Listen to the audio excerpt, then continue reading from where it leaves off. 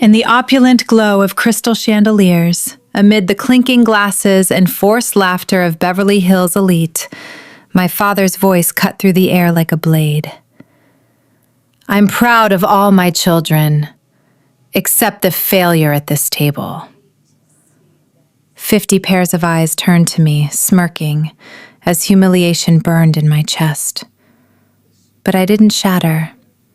Instead, I rose slowly, my heart pounding with a secret that could destroy everything he held dear, and placed a simple white envelope before him. "Happy Father's Day, Dad," I whispered, my voice steady as steel. Little did he know, opening it would unleash a scream that echoed his crumbling empire. My name is Joanne, and that fateful Father's Day 3 weeks ago wasn't just a celebration. It was the unraveling of a lifetime of lies. But to understand the weight of that envelope, we have to go back, peeling away the layers of a family built on illusions, where every smile hit a sharper edge. Growing up in the shadow of wealth was like living in a gilded cage, beautiful from afar but suffocating up close. My father, Richard Thompson, had always boasted about bootstrapping his tech empire from nothing, a self-made titan in Silicon Valley's cutthroat world. Yet the truth lingered unspoken, tied to my mother's family ties that he conveniently buried. Amelia, my mother, was the light in that darkness, gentle, warm, with a laugh that could chase away storms. She passed when I was just 6, leaving a void that no amount of luxury could fill. I clung to fragments of her, the scent of her perfume on old scarves, the way she'd tuck me in with stories of far-off adventures. One memory haunted me, sharp as yesterday. At 10 years old, I burst into our sprawling Beverly Hills mansion, clutching a ribbon from my school art competition. "Daddy, look! I won first place!" My voice echoed off marble floors as I skidded into his study, a fortress of gleaming screens and stacked contracts. He glanced up briefly, his eyes cold behind rimless glasses. "Art, Joanne? How much is that going to put in your bank account someday?" His words landed like a slap, deflating my excitement into a quiet ache. I slunk away, the ribbon crumpled in my fist, wondering why my passions never measured up. Then there was Ethan, my older brother at 37, the epitome of success in our family's twisted metric. He roared around in his Lamborghini Aventador, wrists flashing with a Rolex collection that could fund a small nation. Groomed from birth to inherit the throne, he embodied everything Richard prized: ambition, deals, dominance. My stepmother, Victoria, 42 and perpetually polished, had married into this world with calculated grace. Her smug grins at family events spoke volumes, as if she'd orchestrated every slight against me. And Lily, my 25-year-old stepsister, floated through life as a social media star, her feeds a blur of designer labels and exotic getaways. In contrast, I taught kindergarten, coaxing young minds through ABCs and finger paints.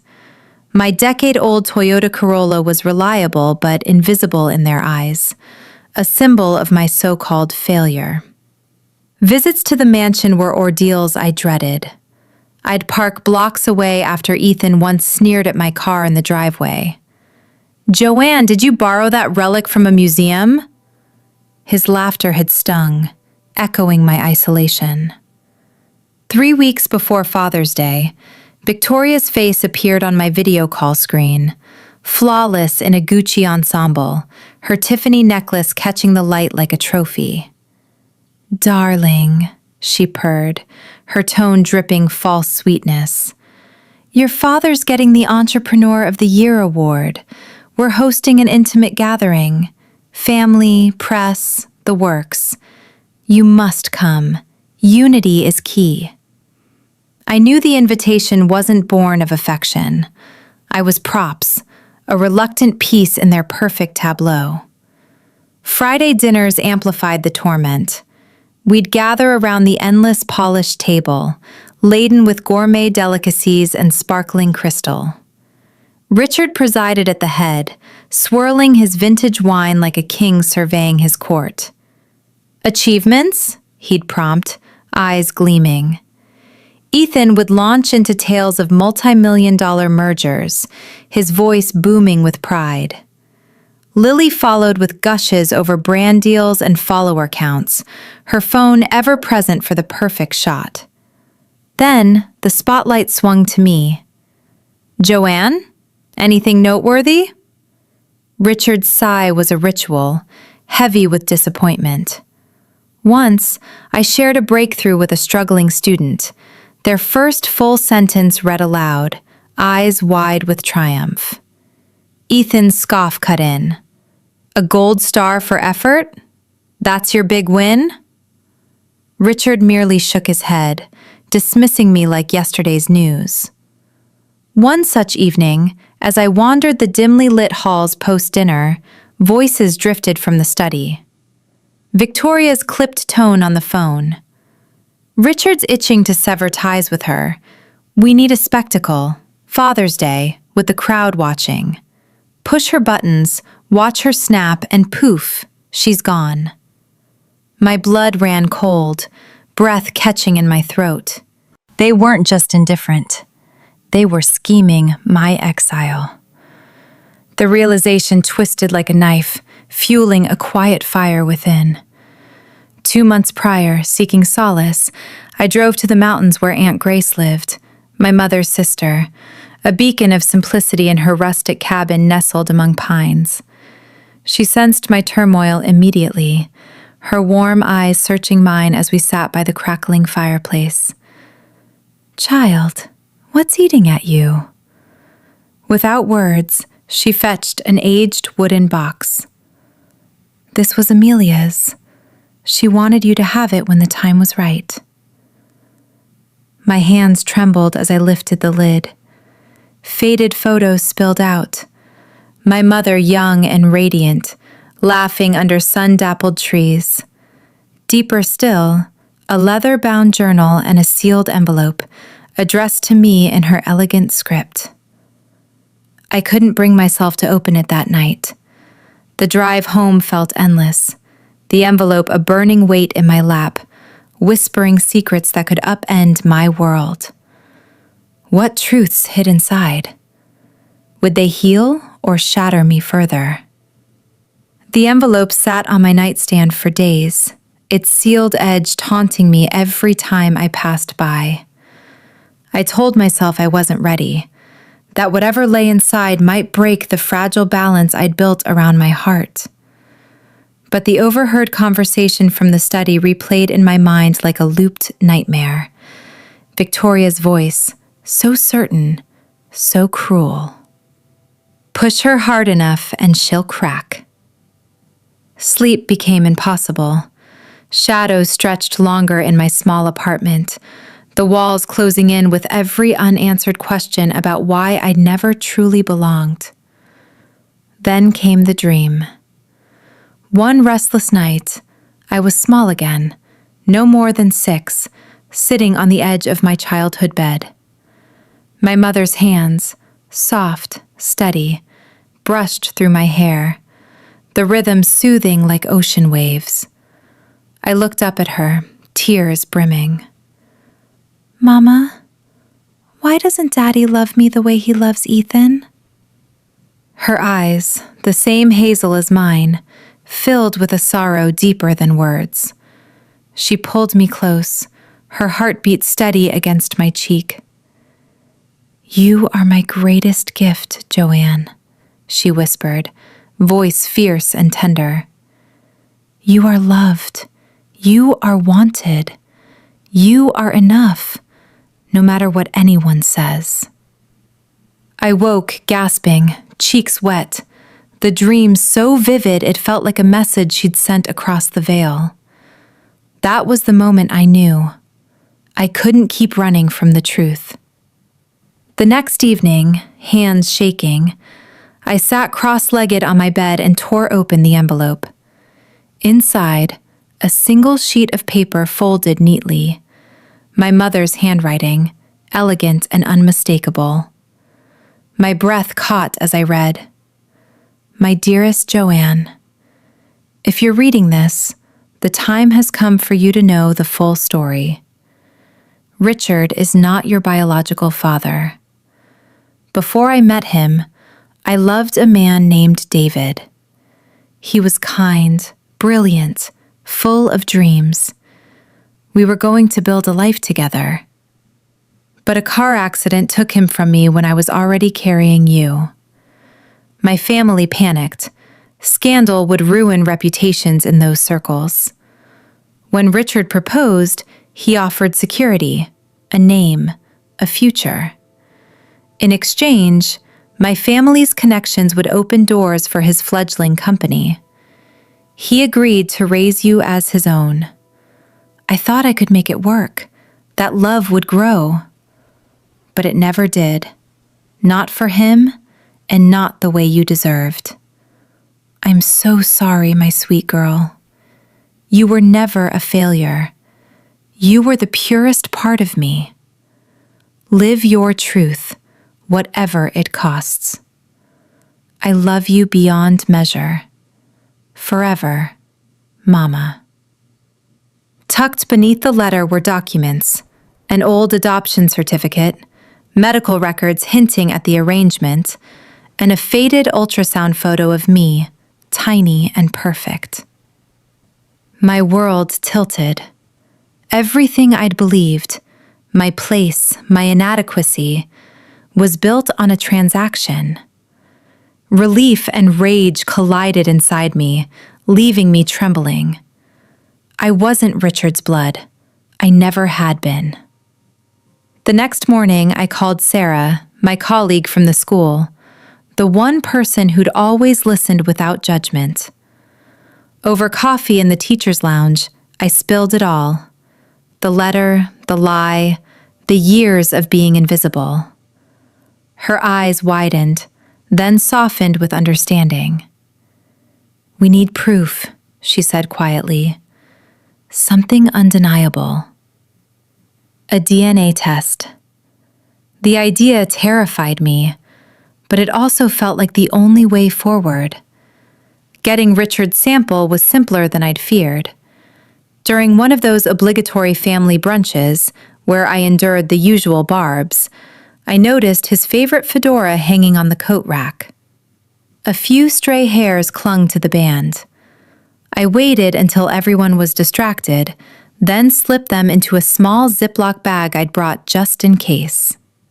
My pulse thundered in my ears as I left the mansion that day, the hairs burning a hole in my pocket. The kit arrived discreetly in the mail. I swabbed my cheek, sealed the samples, and mailed them off, every step feeling like crossing a point of no return. The waiting was agony. 2 long weeks of checking my email obsessively, jumping at every notification. When the results finally landed in my inbox, I opened them alone in my darkened living room, the screen's glow the only light. Probability of paternity, 0%. The words stared back, cold and final. No match. No shared DNA. I sat there for what felt like hours, tears streaming silently. Not grief exactly, more like the release of a breath I'd held since childhood. I wasn't broken. I'd never been his to break. That same night, I began writing the letter to Richard. My pen moved slowly, deliberately. Dear Richard, for years I tried to earn your approval, believing if I could just be better, smarter, more ambitious, you'd finally see me. I was wrong. The truth is, I was never yours to approve of. My mother's letter explained everything: the deal, the adoption, the bargain that bought your empire. I've confirmed it with a DNA test. 0% match. You're not my father. I don't want your money, your name, or your forgiveness. I only want to be free of the lie we've all lived. Consider this my goodbye. Joanne. I folded the letter, added the DNA printout, the adoption certificate, and my mother's letter as proof. Then I slid everything into a plain white envelope, sealed it, and wrote his name on the front in careful script. It felt heavier than it should, like carrying the weight of 25 years of silence. The week leading up to Father's Day blurred into preparations I barely registered. On the family video call, Richard barked orders about attire. "No teacher rags, Joanne. Make an effort."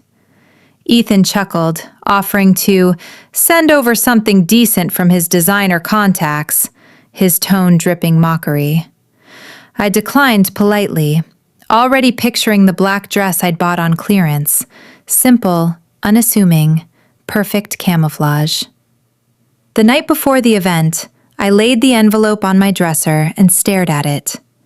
Tomorrow, everything would change. Not with fireworks or rage, but with quiet, irreversible truth. My hands were steady now. The girl who once hid her car around the corner was gone. In her place stood someone ready to walk away. For good. The morning of Father's Day dawned crisp and golden, the kind of California light that made the mansion's white columns gleam like polished marble. I stood before my mirror in the small apartment, smoothing the simple black dress over my hips. It wasn't designer, wasn't flashy, just clean lines, modest neckline, nothing to draw attention. Exactly what I wanted. I slipped the white envelope into my purse, feeling its edges press against my palm like a promise. My reflection stared back, calm eyes, steady mouth. No trace of the girl who once shrank from their judgment. The drive up the winding Beverly Hills roads felt longer than usual. Every curve brought memories flashing. Childhood Christmases where I sat quietly while Ethan tore into mountains of gifts. Family portraits where I was always positioned slightly behind the others, as if even the photographer knew my place. Today, though, the knot in my stomach wasn't fear, it was anticipation. The truth had weight, and I was finally ready to let it fall. Valets took my Toyota without comment, though I caught one exchanging a quick glance with another. Inside, the grand foyer buzzed with arriving guests, journalists adjusting camera straps, business partners in tailored suits, relatives I barely recognized flashing practice smiles. The air smelled of fresh orchids and expensive cologne. Victoria greeted me near the entrance, her eyes flicking over my dress with barely concealed disdain. "At least you made an effort," she murmured, lips curving. "Try to stay in the background for photos, darling. We don't want any distractions." I met her gaze evenly, said nothing, and moved past her into the crowd. The ballroom had been transformed. Long tables draped in ivory linen, centerpieces towering with white roses, a string quartet playing softly in the corner. 50 pairs of eyes would soon be fixed on the stage where Richard would accept his award. I found my seat near the back, half hidden by a floral arrangement. Ethan strode by, clapping a hand on my shoulder a little too hard. "Looking almost presentable, sis," he said with a wink that felt like a jab. Lily floated past in a shimmering silver gown, phone already recording. She gave me a quick, distracted wave before turning to pose for someone's story. Then the moment arrived. Richard rose at the head table, glass of Dom Perignon raised high. The room hushed. He began his speech, polished, practiced, every word dripping self-congratulation. He praised the empire he'd built from nothing, thanked his brilliant son Ethan for carrying the torch, lauded Lily's unmatched influence in the digital age. Applause rippled through the crowd. Then his gaze shifted, landing on me like a spotlight I couldn't escape. And my children. He paused, letting the silence stretch just long enough to make it deliberate. I'm proud of all of them, except the failures sitting at this table. Laughter erupted, sharp, surprised, cruel. Ethan clapped loudly, grinning. Victoria's smile was triumphant, eyes glittering as if she'd rehearsed this scene for years. Cameras clicked, phones lifted. The humiliation was public, surgical, complete. My heart hammered, but my body moved on its own. I stood slowly, chair scraping softly against the floor. Conversations died around me. I walked the length of the table, every step measured, the envelope now in my hand. Guests parted like water. Richard's smirk faltered for a fraction of a second when he saw me approaching. I stopped in front of him, placed the white envelope gently on his plate, right beside his untouched foie gras. "For you, Dad," I said, voice clear and quiet. "Happy Father's Day." I turned and walked out. Behind me, the room held its breath. I didn't look back. The heavy doors closed with a soft thud, muffling the sudden murmur that rose in my wake. Outside, the evening air hit my face, cool, clean, free. I kept walking down the long driveway until I reached the street, where my car waited like an old friend. Only then did I allow myself to exhale. Later, my cousin Maya texted me the play-by-play, her messages tumbling in one after another. He opened it, face went white, like ghost white. Started reading, hands shaking. Then he screamed, actually screamed. Everyone froze. Victoria tried to grab it, but he shoved her away. She started yelling, "It's not true!" But then she just blurted everything. The adoption, the deal with your mom's family, said it was just business. Chaos, people whispering, phones out recording. Aunt Margaret stood up and said, loud enough for everyone, "You've been cruel to that girl her whole life, and now we learned she's not even yours?" Half the business partners left within 10 minutes. The rest were on their phones, probably calling lawyers. Ethan looked like he'd been punched, kept muttering, "I didn't know." Lily was crying, mascara everywhere. I sat in my car, engine off, reading the messages under the streetlight. A strange calm settled over me. The bomb had detonated, and I hadn't needed to raise my voice once. In the weeks that followed, the fallout spread like wildfire. Tabloids ran screaming headlines. Tech mogul's dark family secret exposed at gala. Stock prices dipped. Investors pulled back. Victoria filed for divorce before the week was out. Apparently, the money fountain had started to sputter.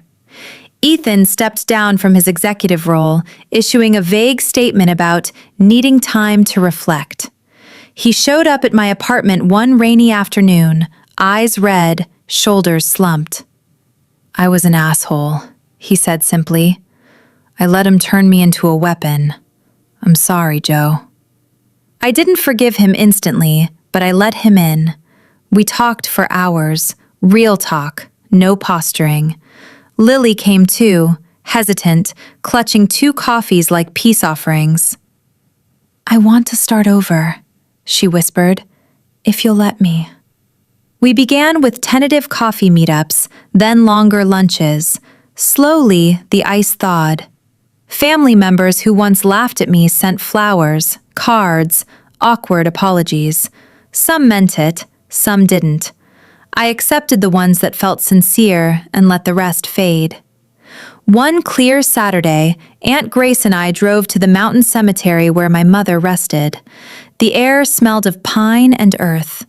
I knelt by the simple headstone, placing a bouquet of daisies, her favorite. Aunt Grace stood quietly behind me. "Mama," I whispered, fingers tracing the carved letters. "I found your letter. I know everything now. I'm not a Thompson, but I'm your daughter, and that's more than enough." A soft breeze stirred the flowers. For the first time in my life, the weight of needing approval lifted completely. I stood, brushed dirt from my knees, and smiled at Aunt Grace.